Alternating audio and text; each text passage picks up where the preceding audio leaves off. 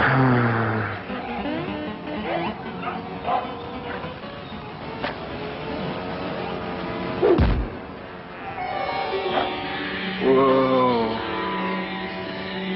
Color. Hey, there's an easier way to get color. Get a Game Gear, the full color portable with over 150 games, like the new Echo, Mortal 2, and Sonic Triple Trouble. Hey guys, and welcome to the review of the Sega Game Gear.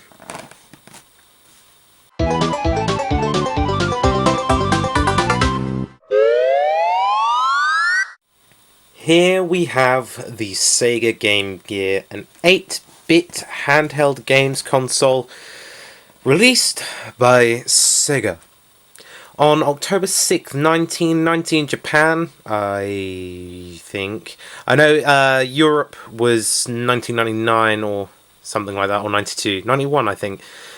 The Game Gear was obviously brought about to compete with Nintendo's Game Boy and the Atari Lynx.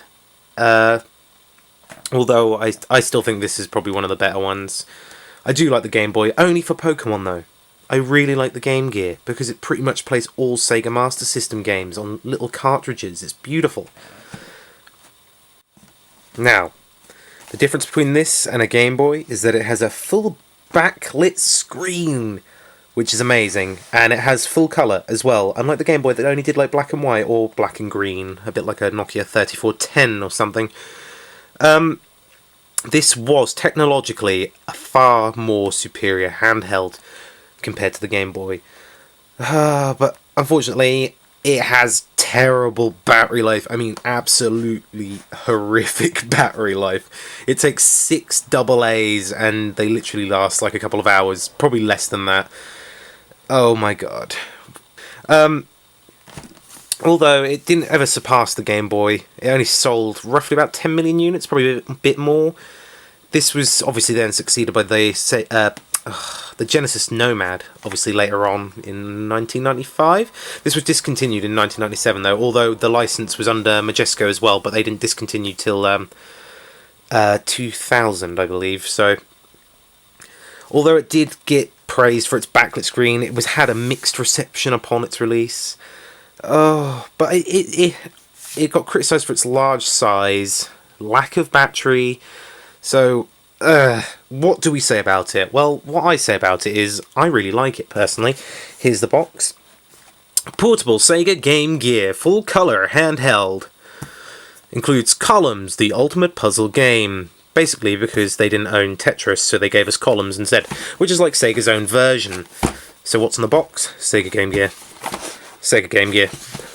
Sega Game Gear. Sega Game Gear. But if you notice on this picture, it has a little TV aerial. You can watch telly on it. That's cool. Okay, let's open up the box. And we have polystyrene straight away. Bonk! So, if we remove this, we have the Sega Game Gear. We'll look at that in a moment.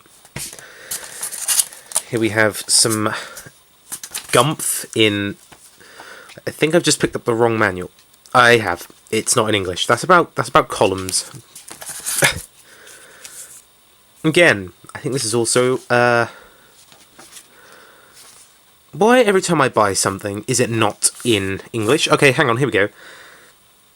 All kinds of power sources. First, you'll want to use new AA batteries for the longer life. Alkaline batteries are recommended. If you want to save money on batteries, try the Sega Rechargeable Battery Pack. For playing at home, try the Game Gear AC adapter. To play in the car, use the Game Gear adapter.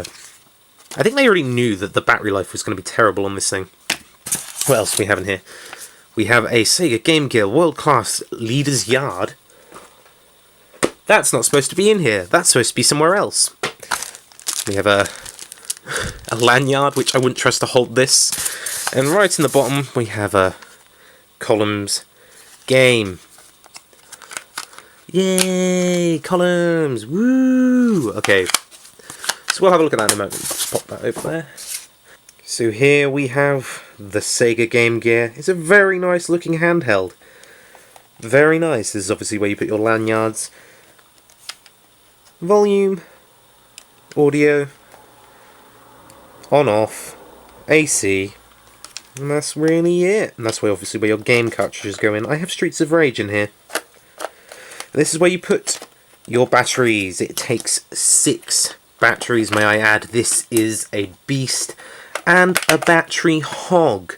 It will literally suck the life out of these in no time. I believe these are already pretty dry anyway, so if we even get anything out of the Sega Game Gear, it's not going to be good.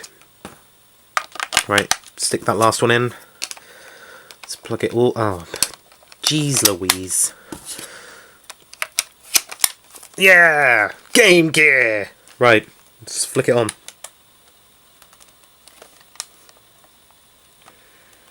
Yay! Game Gear! Woo! I cannot see what is going on. I will try look through the viewfinder. Okay, let's start. Go on, start. Streets of Rage! Let's go. 1 player!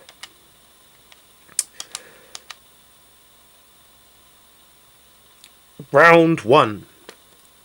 Let's go. Dun, dun, dun, dun. Take it out. Yeah!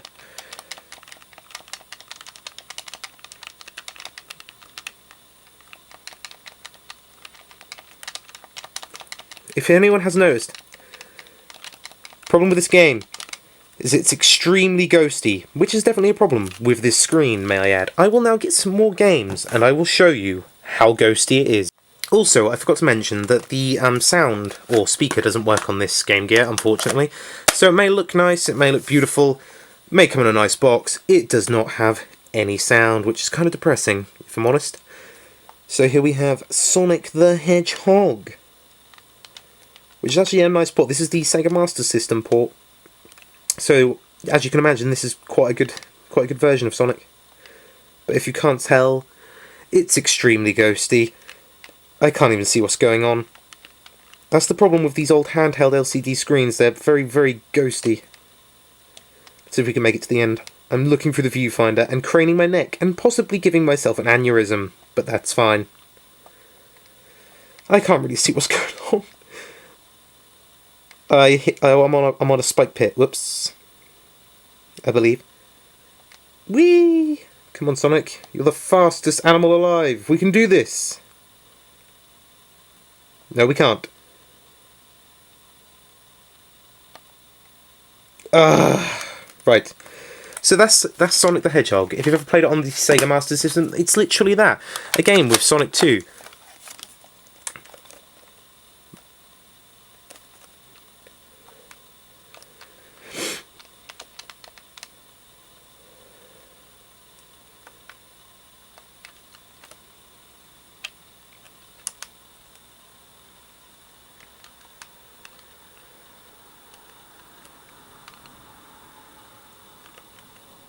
It's very ghosty. I can't handle it. So not only do we have Sonic as a port, we also have Echo the Dolphin.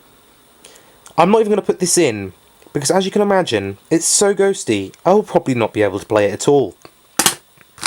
So unfortunately, the Sega Game Gear does suffer from severe ghosting. Hello!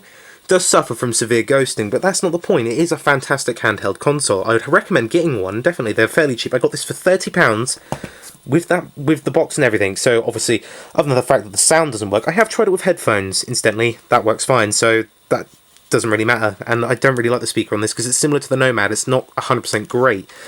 So, just moving on briefly to what the games used to come in, because obviously, you know, like we have Nintendo with their cardboard boxes and how everyone used to hate them. Sega did the exact same thing. World-class leaderboard.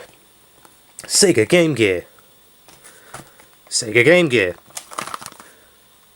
So, for the world's toughest courses, a driving range, a practice putting green, the game, it's got it all. Wir schlagen der Kur... No, yeah, we're not going to read all that. But yeah, so that's what they used to come in, just this little plastic box. I have another one. I have Super Monaco GP over here for the Sega Game Gear as well, which is exactly the same. If you open it up, this is how they came. There is also a manual in here. So we have Super Monaco GP with a bit of plastic, a nice little box for our cartridge, and the cartridge inside. So everything is really nice about this. So, to conclude this review, would I recommend a Sega Game Gear? On one hand, yes I would. It's definitely worth owning. On the other hand, only buy it if you get a stack of games of it like I did. And I got this all for £30 as well, so I got the Game Gear, I got everything. And it's definitely worth it. However, it's just obviously you've got the ghosting on the screen. So, I would recommend getting the Sega Game Gear. It's a fantastic handheld console. But like I said, it does have its faults. But then again, you may as well get one. They're really cheap. And they're as cheap as dirt, so until next time, remember to comment, rate, and subscribe. Fist bump, and I'll see all of you guys in the next video. Bye!